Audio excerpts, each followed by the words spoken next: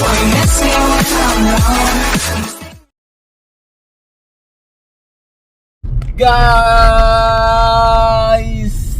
Back to family. അപ്പോ നമ്മളുടെ ലാസ്റ്റത്തെ വീഡിയോ ആണിത്. അപ്പൊ എല്ലാവരും ഇത് കാണണം. ഒരു കുഞ്ഞു വീഡിയോ, ഒരു 5-6 മിനിറ്റ് ഉണ്ടാവുള്ളൂ. അപ്പോ എല്ലാവരും 2024 ബൈ ബൈ പറയായിരിക്കും. ഞങ്ങളും ബൈ ബൈ പറഞ്ഞുകൊണ്ടിരിക്കുകയാണ്. ഇനിയൊരു ഹാഫ് ആൻ അവർ ഉള്ളൂ 2025 ആവാൻ. അപ്പൊ ഈ വർഷം നിങ്ങൾക്കൊക്കെ എങ്ങനെയുണ്ടായിരുന്നു? ഞങ്ങൾക്കൊക്കെ വളരെ മോശം വർഷമായിരുന്നു. അത് ഫിസിക്കലിയും മെന്റലിയും ഫിനാൻഷ്യലിയും ഒക്കെ വളരെ മോശം വർഷം. ഒരിക്കലും ഇങ്ങനെ ഒരു വർഷം ഉണ്ടാവല്ലേ എന്ന് ഞങ്ങൾ എല്ലാവരും കേട്ടോ, ഒരാൾക്ക് മാത്രമല്ല പ്രാർത്ഥിക്കുകയാണ്. ഞങ്ങളുടെ ലൈഫിൽ ജനിച്ചിട്ട് ഇത്രയും കാലത്തിലുള്ള ഇത്രയും മോശം ഒരു ഇയർ ഉണ്ടായില്ല. അപ്പൊ അതൊന്ന്. പിന്നെ വേറെന്താ പറയാ, ഞങ്ങളിങ്ങനെ പള്ളിയിലേക്ക് പോയോണ്ടിരിക്കുകയാണ് പാതിരകുർബാനയ്ക്ക്. പിന്നെ ഇവിടെ തലസ്ഥാനത്ത് അടിപൊളി പരിപാടികളും കാര്യങ്ങളൊക്കെ ഉണ്ട്. അപ്പൊ അതൊക്കെ ഞങ്ങൾ ന്യൂ ഇയർ വീഡിയോയിൽ നമുക്ക് കാണിച്ചു തരാം. പിന്നെ വേറെ എന്തൊക്കെയുണ്ട് വിശേഷങ്ങള്? ഈ വർഷം ഞങ്ങളെ സപ്പോർട്ട് ചെയ്ത എല്ലാവർക്കും ഒരുപാട് താങ്ക്സ്. അത് ഇൻസ്റ്റാഗ്രാമിലാണെങ്കിലും ഫേസ്ബുക്കിലാണെങ്കിലും യൂട്യൂബിലാണെങ്കിലും ഒരുപാട് പേര് അവരവരുടെ സോഷ്യൽ മീഡിയ അവരെ വെച്ചിട്ട് ഒരുപാട് പേര് സപ്പോർട്ട് ചെയ്യുന്നുണ്ട്. സപ്പോർട്ട് ചെയ്ത എല്ലാവർക്കും ഒരുപാട് താങ്ക്സ്. പിന്നെ ആദ്യം ഏകദേശം ഉറക്കം വരാറായി, അതിന്റെ ഒരു ചൊറിച്ചിലൊക്കെ ഉണ്ട്. അപ്പൊ പിന്നെ എന്താണ് പറയാനുള്ളത് വെച്ചാൽ, പിന്നെ ഒരുപാട് പേര് നമ്മളുടെ മറ്റേ വെറ്റിനറി ഹോസ്പിറ്റലിലെ ആ കേസിന്റെ അപ്ഡേഷൻ ചോദിച്ചായിരുന്നു. അപ്പൊ അതിന്റെ അപ്ഡേഷൻ എന്ന് വെച്ച് കഴിഞ്ഞിട്ടുണ്ടെങ്കിൽ, നമ്മള് എന്നെ ഭീഷണിപ്പെടുത്തിയതിന് ഞാൻ ആ ചേട്ടനെതിരെ കേസ് കൊടുത്തായിരുന്നു. കാരണം അവര് കള്ളക്കേസാ കൊടുത്തത്. അവര് പറഞ്ഞതൊന്നും നമ്മൾ ചെയ്തിട്ടില്ല. കാരണം അവിടുത്തെ CCTV ചെക്ക് ചെയ്യാൻ ഞങ്ങള് SI പറഞ്ഞായിരുന്നു. അതിലൊന്നുമില്ല. പക്ഷെ ഞങ്ങളുടെ ആ പുള്ളിയെ ഭീഷണിപ്പെടുത്തുന്ന തെളിവുകളും കാര്യങ്ങളൊക്കെ ഉണ്ട്. അപ്പൊ നമ്മള് ആ ചേട്ടന്റെ ജോലിക്കൊരു ഒന്നും പറ്റല്ലേ എന്ന് വിചാരിച്ചിട്ടാണ് ഞങ്ങള് ആ കേസൊന്നും കൊടുക്കാതിരുന്നത്. പക്ഷെ അവര് കള്ളക്കേസ് കൊടുത്ത സ്ഥിതിക്ക് പിന്നെ നമ്മൾക്ക് പിന്നെ അങ്ങനെ നോക്കേണ്ട കാര്യമില്ലല്ലോ വെച്ചിട്ട് കേസ് കൊടുത്തു. അങ്ങനെ അവിടുന്ന് വിളിപ്പിച്ച് ഞങ്ങൾ പോയായിരുന്നു. അപ്പൊ ആ ചേട്ടൻ ഭയങ്കര പേടിച്ച് അന്ന് അവിടെ കിടന്ന് വലിയ ഡയലോഗ് അടിച്ച് അതൊന്നും ആളുടെ മുഖത്തില്ല. ആകെ ടെൻഷൻ അടിച്ച് നമുക്ക് കണ്ടവൻ ഒരു ഭാവം തോന്നിയായിരുന്നു. ആ ചേട്ടന് സംസാരിക്കാൻ തന്നെ ധൈര്യമാണ്. വേറൊരു ആ ചേട്ടനൊരു കസിനെയും കൊണ്ടാണ് വന്നത്. പുള്ളിയൊക്കെ പറഞ്ഞു, നമ്മൾ അവര് മാപ്പൊക്കെ പറഞ്ഞു, നമ്മളോട് സോറി പറഞ്ഞു. ആ ചേട്ടന്റെ ഭാഗത്ത് നിന്ന് എന്തെങ്കിലും തെറ്റുണ്ടെങ്കിൽ സോറി ഒക്കെ പറഞ്ഞു. ഒന്നാമത്തെ ചേട്ടൻ പെർമനന്റ് അല്ല ജോലി. അപ്പൊ നമുക്കറിയാലോ ഗവൺമെന്റ് സ്റ്റാഫുകൾക്ക് എന്തെങ്കിലും റിമാർക്ക് വന്നത് അവര് കരിയറിനെ ബാധിക്കും. അപ്പൊ നമ്മൾ പറഞ്ഞു നമ്മൾക്ക് ഇങ്ങനെ കേസൊന്നും കൊടുക്കാൻ താല്പര്യമില്ലാത്തതുകൊണ്ടാണ് ഞങ്ങൾ ഫസ്റ്റ് ഡേ തന്നെ അങ്ങനത്തെ കാര്യങ്ങളൊന്നും ചെയ്യാതിരുന്നത്. നമ്മൾക്ക് അവിടെ ഹോസ്പിറ്റലിൽ ഡോക്ടേഴ്സ് വേണമെന്ന് മാത്രമായിരുന്നു ആവശ്യം. അതാണ് നമ്മളുടെ വീഡിയോയിൽ കാണിച്ചിട്ടുള്ളത്. പക്ഷെ അതിബുദ്ധി കാണിച്ച് അവര് നമുക്കെതിരെ കൊടുത്തു. അപ്പൊ ഈ ചേട്ടൻ പറയാം, SIയുടെ അടുത്ത് പറയാം, അവര് ഈ ചേട്ടനെ കൊണ്ട് ഒപ്പിടിച്ചതാണ്. എന്നിട്ട് അവര് ട്രാൻസ്ഫർ ആയി പോയി. അപ്പൊ ഈ ചേട്ടൻ പെട്ടില്ല. നമ്മള് കേസായിട്ട് മുന്നോട്ട് പോവുകയാണെങ്കിൽ ആ ചേട്ടൻ കോടതി കയറി ഇറങ്ങേണ്ടി വരും. അതുപോലെ ചിലപ്പോ ശിക്ഷയും കാര്യങ്ങളൊക്കെ ആ ചേട്ടൻ അനുഭവിക്കേണ്ടി വരും. നമുക്ക് അങ്ങനെ ആരെയും ഉപദ്രവിക്കണം അങ്ങനെയൊന്നും ചിന്തയുള്ളവരല്ല. ഇവിടുത്തെ ഡെക്കറേഷൻ കാണാട്ടെ. അപ്പൂസ കാണിച്ചു കൊടുക്കടാ.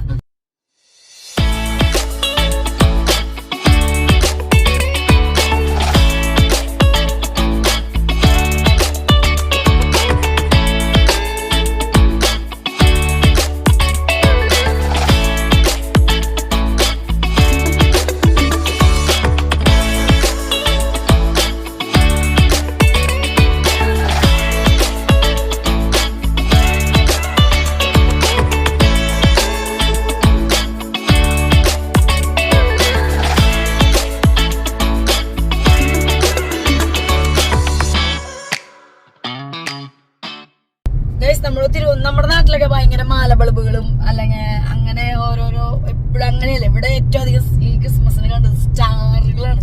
എല്ലായിടങ്ങളിലും സ്റ്റാറുകളാണ്. പള്ളികളിലാണെങ്കിലും റോഡുകളിലാണെങ്കിലും എല്ലാ സ്ഥാപനങ്ങളിലും നിറയെ സ്റ്റാർ ഇടുന്ന ഒരു പരിപാടിയായിരുന്നു. കൊറേ ആ പള്ളിയിൽ കാണിച്ച പള്ളിയിൽ നിറച്ച് കാണാൻ പറ്റുമോ? ആ പള്ളിന്റെ മോൾഭാഗം അവിടെ ഇവിടെയും ഫുള്ള് കത്തിക്കണ പോലെ ഒരു സ്ട്രീറ്റ് മൊത്തം സ്റ്റാർ ഇട്ടുണ്ട്. അതെ, കഴക്കൂട്ടെത്തി. പിന്നെന്താ പറയാ, അപ്പൊ പറഞ്ഞു വന്നത് അതിന്റെ ഇടയിൽ അങ്ങനെ കാട്ടിപ്പോ കാണിച്ചതാണ്. അപ്പൊ പിന്നെ ആ ചേട്ടന്റെ കൂടെ വന്ന ചേട്ടൻ പറഞ്ഞു അവരുടെ ഭാഗത്ത് തന്നെ തെറ്റ്, നിങ്ങൾ ചെയ്തതും പറഞ്ഞതെല്ലാം ശരിയാണ്. അതിപ്പോ സാറുമാര് നമ്മളടുത്ത് പറഞ്ഞായിരുന്നു. അപ്പൊ ആ ചേട്ടൻ ഭയങ്കര ടെൻസ്ഡ് ആയിട്ടിരിക്കണം. നമുക്ക് അവിടെ കാണാം. എനിക്ക് തന്നെ പാവം തോന്നി. പക്ഷെ എന്താ പറയാ, ഹോസ്പിറ്റലുകാര് ആ ചേട്ടനെ കൊണ്ട് പിടിച്ചത് കൊണ്ട് ആ ചേട്ടന് അങ്ങനെ ചെയ്തു പോയതാണ്. പക്ഷെ അവരവരുടെ കാര്യം നോക്കി അവര് പോയിപ്പോ ആള് വിട്ടു. അപ്പൊ നമ്മള് പിന്നെ SI റൂമിലേക്ക് വിളിപ്പിച്ചു കഴിഞ്ഞപ്പോ കേസുമായിട്ട് നമ്മൾ മുന്നോട്ട് പോവാണെങ്കിൽ ആ ചേട്ടൻ കോടതി കയറാനല്ല. അപ്പൊ നമുക്ക് അങ്ങനത്തെ കാര്യങ്ങളൊന്നും ചിന്തയും കാര്യങ്ങളൊന്നുമില്ല. നമ്മള് കാരണം ഒരാളുടെ ജീവിതം നമ്മുടെ ആവശ്യം ആ മൾട്ടി സ്പെഷ്യാലിറ്റി ഹോസ്പിറ്റലിൽ ഡോക്ടേഴ്സ് വേണം. അവിടെ ഒരു മൃഗങ്ങളും ചികിത്സ കിട്ടാതെ മരിച്ചു പോകരുത്, അത്രേ ഉള്ളൂ. അത് നമ്മളവിടെ ഒരുപാട് കാണുകയും ഒക്കെ വന്നപ്പോൾ നമുക്കൊരു വിഷമമായി. പിന്നെ ഒരുപാട് ചാനലുകാർ നമ്മളെ എടുത്ത് സപ്പോർട്ട് ചെയ്തു, എല്ലാവർക്കും താങ്ക് യു. പിന്നെന്താ പറയാ, അത്രേ ഉള്ളു. അപ്പൊ ഞങ്ങള് കേസൊന്നും പോകുന്നില്ല.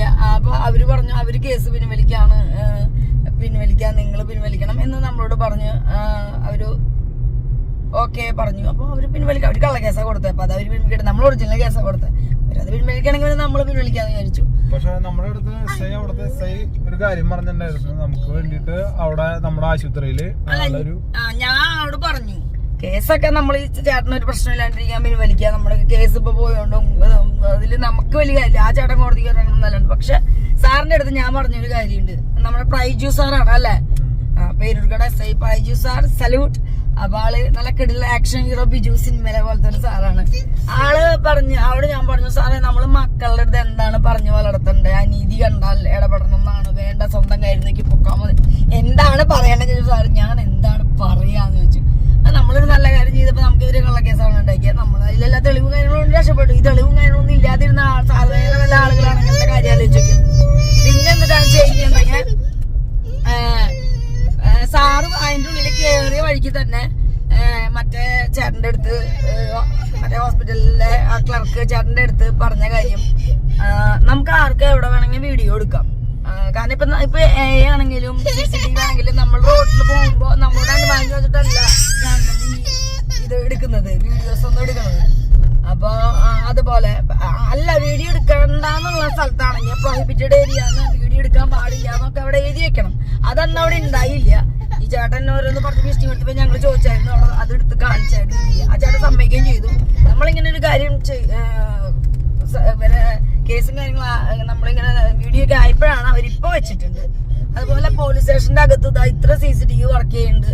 ഇതൊക്കെ നിങ്ങളോട് ചോദിച്ചിട്ടാണോ നമ്മൾ എടുക്കണേ? അവർക്ക് ഇവിടെ വേണമെങ്കിൽ വീഡിയോ എടുക്കാം, അതൊന്നും എടുക്കാൻ പാടില്ല എന്നൊന്നും പറയാൻ പറ്റില്ല എന്നൊക്കെ സാറ് പറഞ്ഞു. അപ്പൊ അത് വളരെ സപ്പോർട്ടീവായ രീതിയിൽ തന്നെയാണ് സംസാരിച്ചത്. ഇന്നത്തെ കാലത്ത് ഒരു പൗരൻ എന്ന നിലയിൽ നമ്മളിപ്പോ ഒരു ആക്സിഡന്റ് കണ്ടാലും അവിടെ വെച്ച് ഒരുപാട് പേര് വീഡിയോ എടുക്കുന്നു, അല്ലെങ്കിൽ അവിടുത്തെ CCTV അത് വർക്ക് ചെയ്യുന്നു. അത് നോക്കിയിട്ടാണ് പിന്നീട് അങ്ങോട്ടുള്ള ഓരോ കേസും പോലീസുകാരാണെങ്കിലും അല്ലെങ്കിൽ മറ്റു കാര്യങ്ങൾക്കൊക്കെ മുന്നോട്ട് പോവാ. അപ്പൊ അങ്ങനത്തെ ഒരു ഇതൊന്നുമില്ല. അപ്പൊ നമ്മള് ആ ചേട്ടൻ ഒരു നല്ല കാര്യം ചെയ്തതിൽ ഒരു തൃപ്തി ഉണ്ട്.